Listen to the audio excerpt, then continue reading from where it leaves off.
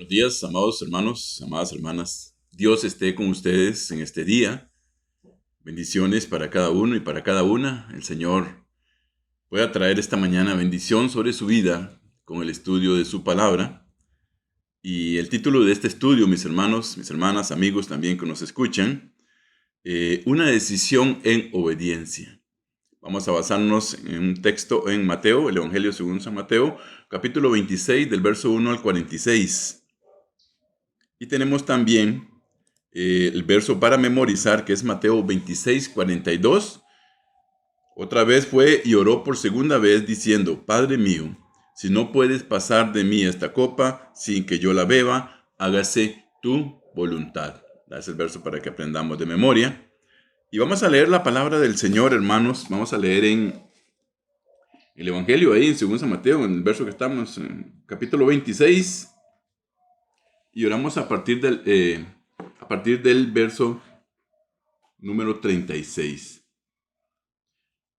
Entonces llegó Jesús con ellos a un lugar que se llama Getsemaní y dijo a sus discípulos: Sentaos aquí, entre tanto que voy allí y oro. Y tomando a Pedro y a los dos hijos de Zebedeo, comenzó a entristecerse y a angustiarse en gran manera. Entonces Jesús le dijo: Mi alma está muy triste hasta la muerte, quedaos aquí y velad conmigo. Yendo un poco adelante, se postró sobre su rostro, orando y diciendo: Padre mío, si es posible, pase de mí esta copa, pero no sea como yo quiero, sino como tú. Vino luego a sus discípulos y los halló durmiendo, y dijo a Pedro: ¿Así que no habéis podido velar conmigo una hora? Velad y orad para que no entréis en tentación. El espíritu a la verdad está dispuesto, pero la carne es débil. Otra vez fue y oró por segunda vez, diciendo: Padre mío, si no puedes pasar de mí esta copa sin que yo la beba, hágase tu voluntad. Vino otra vez y los halló durmiendo, porque los ojos de ellos estaban cargados de sueño. Y dejándolos, se fue de nuevo y oró por tercera vez, diciendo las mismas palabras. Entonces vino a sus discípulos y les dijo: Dormid ya y descansad. He aquí ha llegado la hora, y el Hijo del Hombre es entregado en manos de pecadores. Levantaos, vamos, ved, se acerca el que me entrega. Gloria al Señor por su palabra, hermanos. Es muy usual, hermanos, y de práctica corriente, la oración del momento. Se conoce ahí como la oración del bombero, apagajuegos, ¿verdad? Esa que cuando ya no puedo más, que cuando yo estoy ya hasta el cuello, que ya no aguanto más, entonces me acuerdo de Dios y oro a Él para que me saque de ese problema. O sea, es una oración de momento, nada más mientras yo esté bien o mientras el problema no me esté ahogando, yo como dice, me la juego por mí mismo, yo puedo. Pero cuando ya no puedo, entonces me acuerdo de Dios y oro a Él. ¿Para qué? Para que Él me saque de ese problema. Miren, hermanos, Dios no va a responder esas oraciones.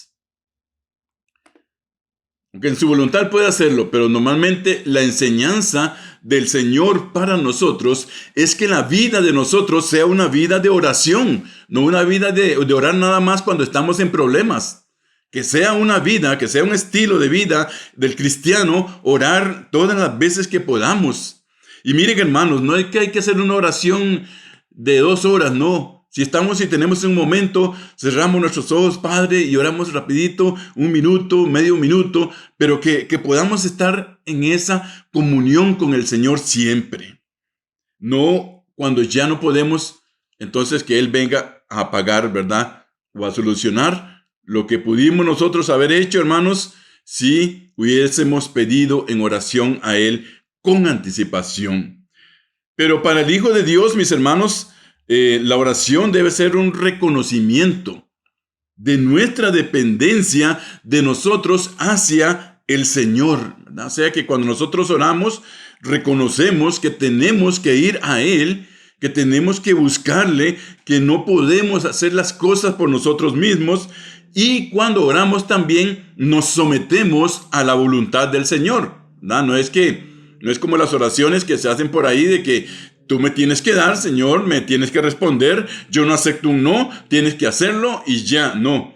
Cuando nosotros oramos nos sometemos a la voluntad de Dios, a lo que Él quiera contestarnos. Y tenemos que aceptar eso en nuestra vida, hermanos. La vida de Jesús es un ejemplo para nosotros porque siempre acostumbraba a orar a su Padre. Podríamos decir, bueno, ¿qué necesidad tenía Dios, verdad? Si era el Hijo de Dios, Cristo, de estar orando con Él. Bueno, Él nos estaba enseñando, hermanos, a que nosotros también tengamos esa dependencia con nuestro Señor Jesucristo. Él siempre oraba al Padre y estaba siempre en una obediencia total a la voluntad del Padre. Igual quiere que nosotros hagamos con Él ahora que Él está en los cielos y Él quiere que oremos a Él, hermanos. Por eso la vida de Jesús fue una vida de oración. Él siempre oraba, Él siempre se apartaba, dice, al monte, se apartaba a un lugar apartado y ahí Él oraba al Padre, hermanos. En nuestro texto lo encontramos acá celebrando la Pascua con sus discípulos y a instantes de ser entregado y sufrir el martirio de la cruz. Él pasó esos momentos, hermanos, en oración. El Señor sabía muy bien todo lo que iba a sufrir y ser llevado hasta morir en la cruz, llevando la ira del Padre sobre Él. ¿Por qué? Por nuestros pecados. Vemos ya reflejándose, ¿verdad? Desde antes de la fundación del mundo, el Padre envía a su Hijo. ¿Para qué? Para descargar su ira sobre Él, para que nuestros pecados pudiesen ser perdonados en Él. Ese es el amor de Dios, ¿verdad? Dice Primera de Pedro, capítulo 2 y el verso 24,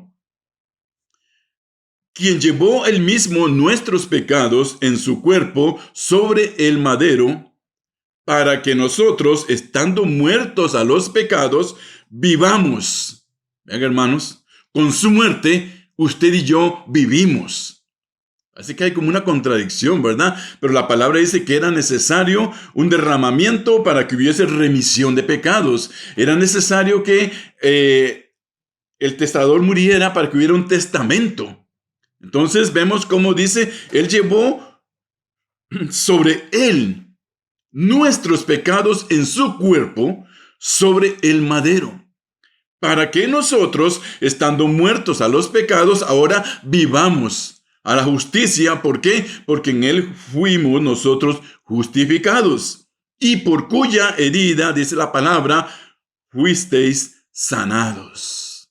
Gloria sea al Señor, amén, por ese regalo tan precioso de Cristo. En el huerto, hermanos, orando, Jesús afirmó una vez más su decisión de obedecer la voluntad de Dios a sabiendas de que eso le llevaría hasta la muerte en el Calvario. Podemos obedecer, hermanos, aun cuando nuestra vida esté en peligro. Nuestro Señor estaba angustiado en el momento de orar al Padre. Y ahorita vamos a ver qué era esa angustia. Y ese dolor, hermanos, no se compara con ninguno sufrido por algún hombre. Iba a ser traicionado, iba a recibir un juicio falso, manoseado, pensado de antemano. Iba a ser abandonado por sus amigos. Iba a recibir abuso físico, burla y además una muerte como un criminal en la cruz. Recordemos, el ser crucificado en el tiempo de Jesús era para aquellos criminales que eran lo máximo que había. Y Cristo, el Hijo de Dios, nuestro Salvador, ese Dios bueno, ese Dios lleno de amor, de misericordia, llevó esto en Él, hermanos, hasta la cruz. No le importó morir como un criminal, según el mundo. Mas nosotros sabemos que Él murió en obediencia al Padre para que usted y yo hoy tengamos vida eterna en Él. Gloria sea a su nombre. Hermanos, tan intensa era la angustia del maestro que el evangelista Lucas lo describe como gotas de sangre. Médicamente esto se llama hematohidrosis, también llamado hematohidrosis o hemahidrosis. Tiene que ver, hematíes se le llama a los glóbulos rojos. Esto se trata, hermanos, de una respuesta fisiológica a una situación de angustia máxima, ¿no? No es que yo estoy medio angustiado y ya, no, angustia máxima, lo máximo que un ser humano puede angustiarse.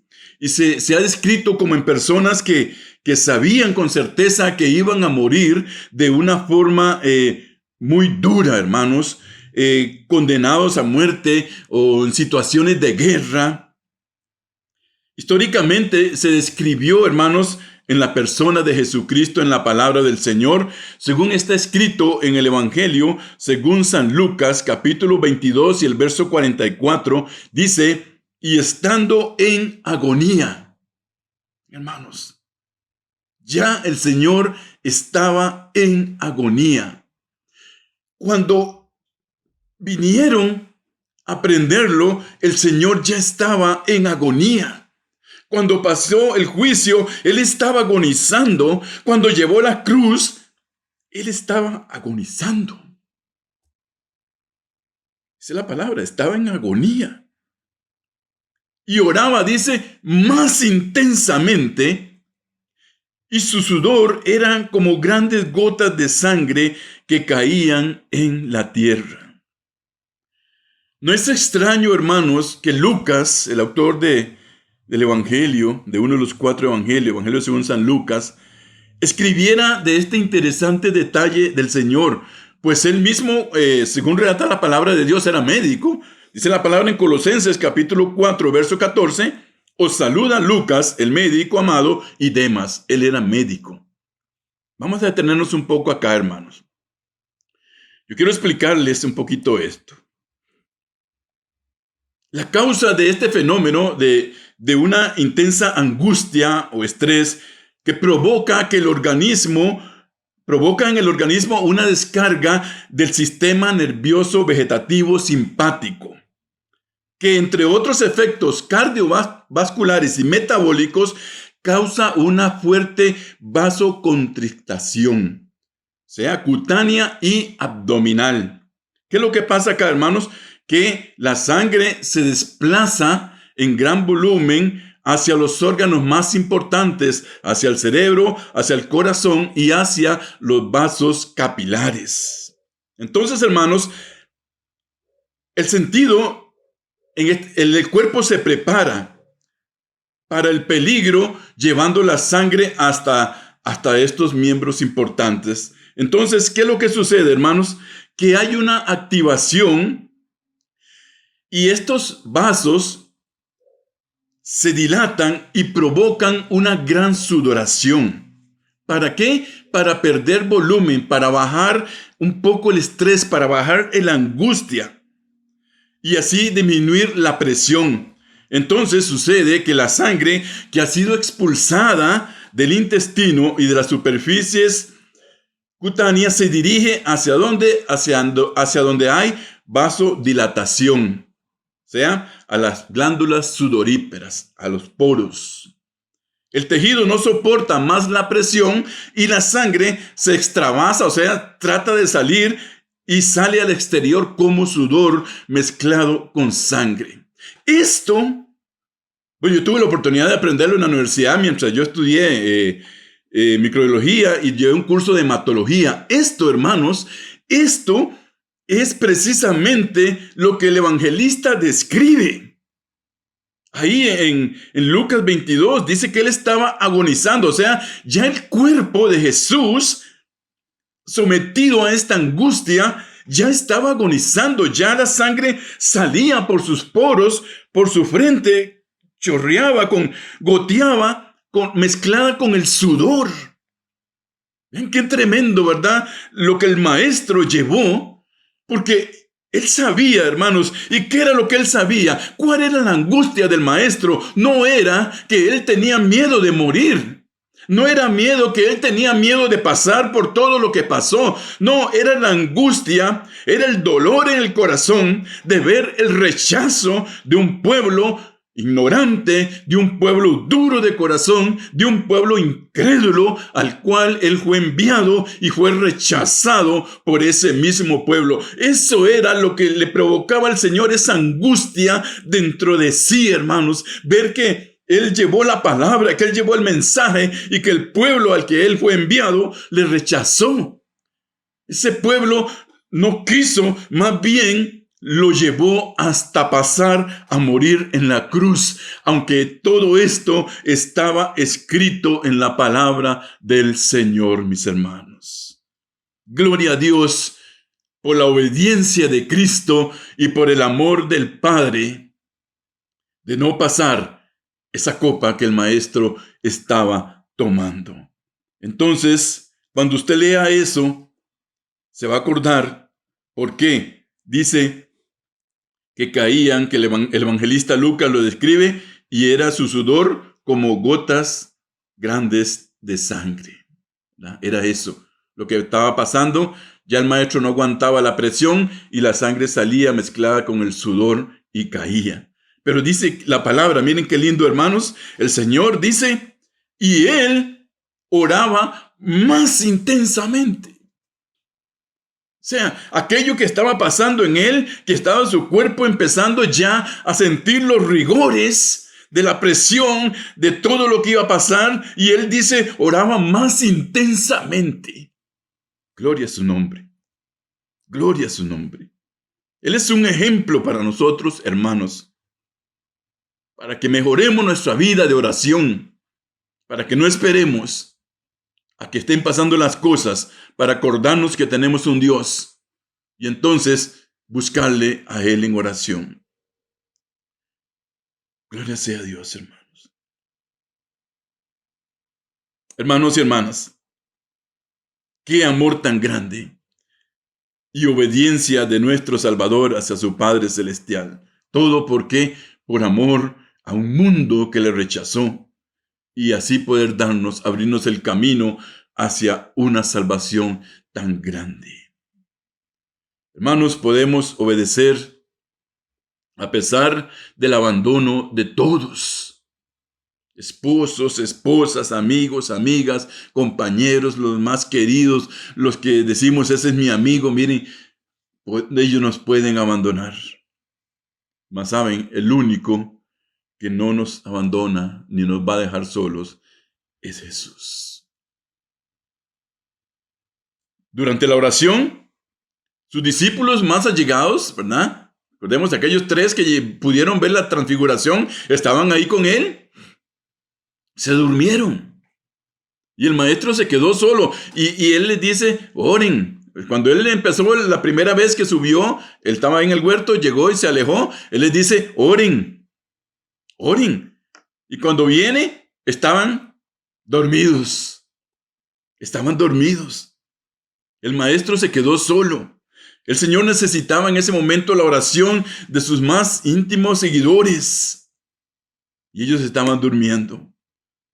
Hermanos, solo Jesús no nos abandona. Él siempre estará con nosotros. Dice el Salmo 23, capítulo 4. Aun si voy por valles tenebrosos, no temo peligro alguno, porque tú estás a mi lado.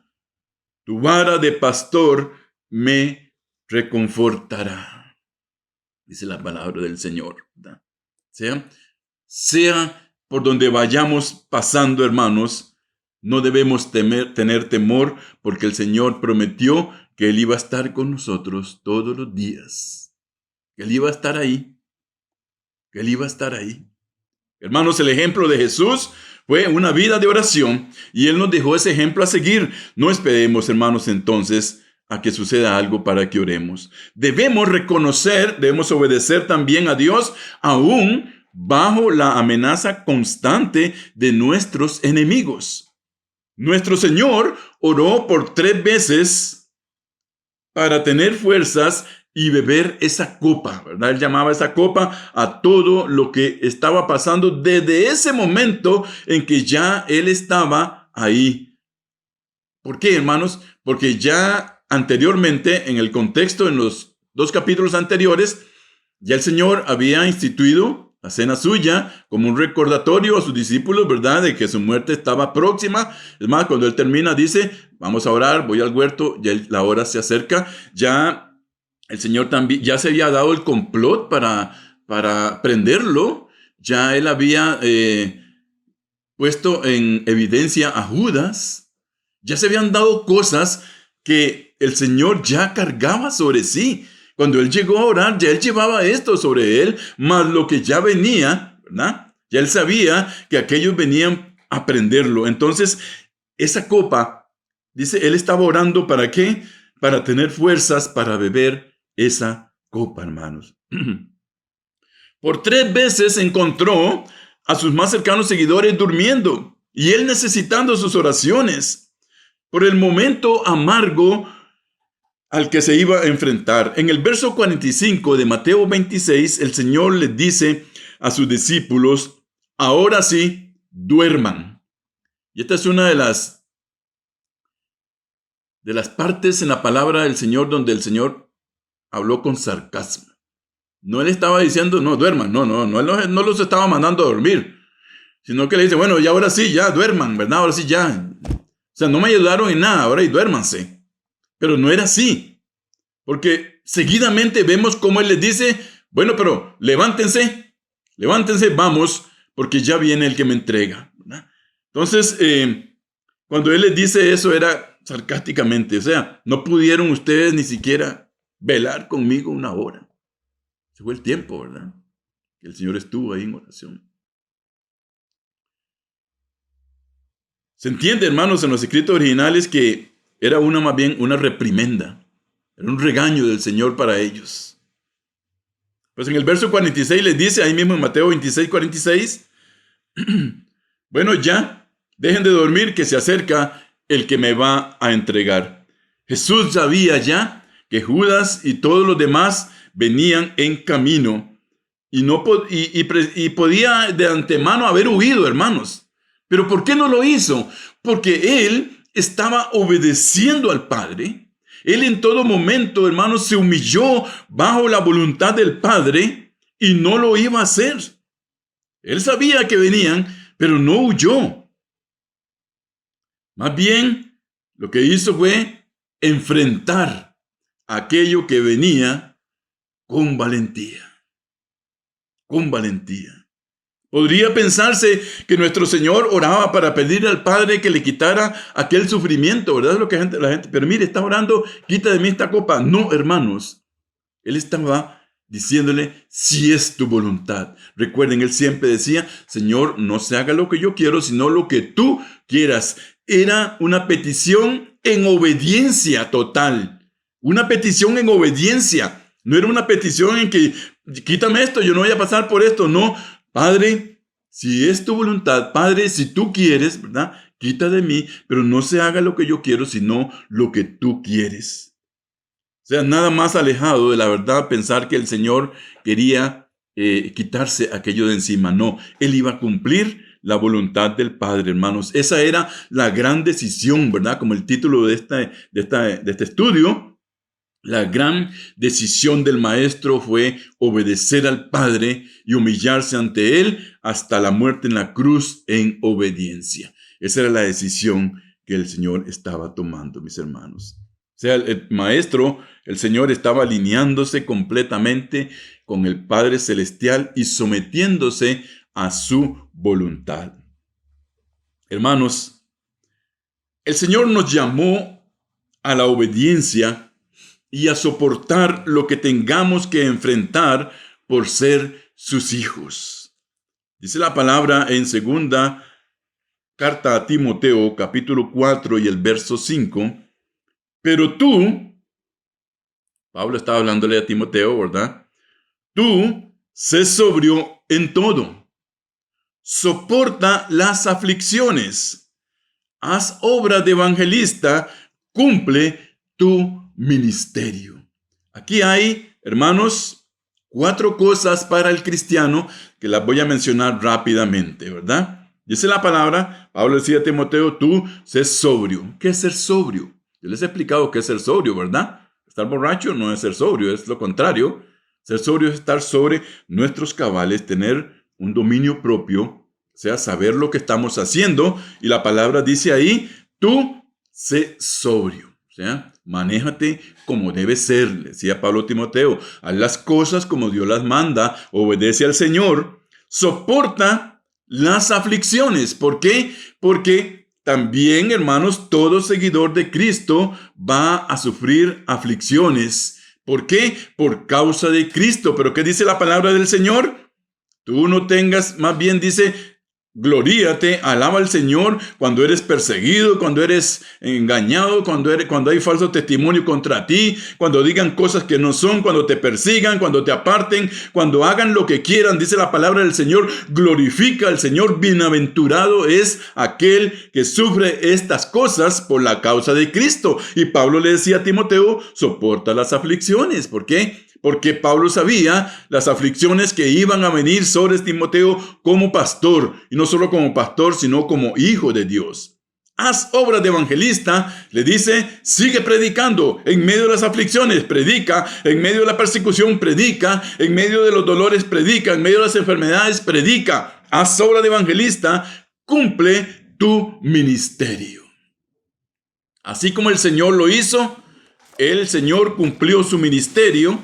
También nosotros, la palabra nos manda a cumplir el ministerio que el Señor ha puesto en nuestras manos.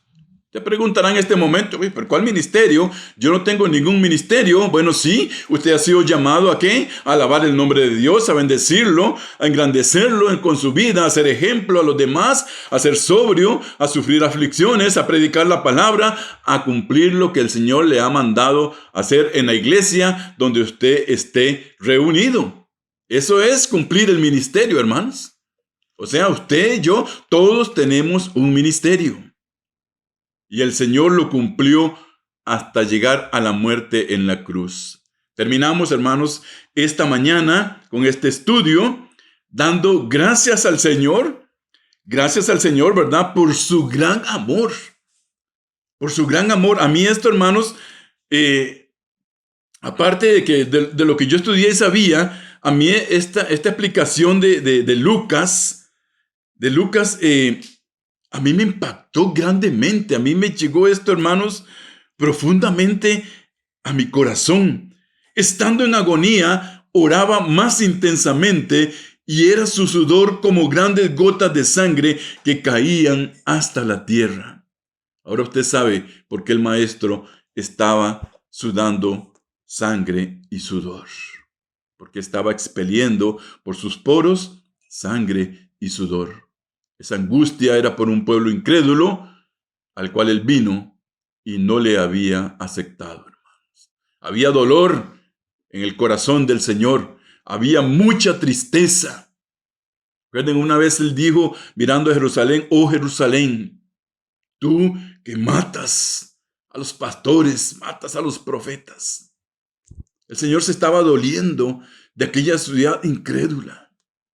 Y esto estaba pasando con él a punto de entregar su vida. Gloria al Señor, hermanos, por su palabra preciosa.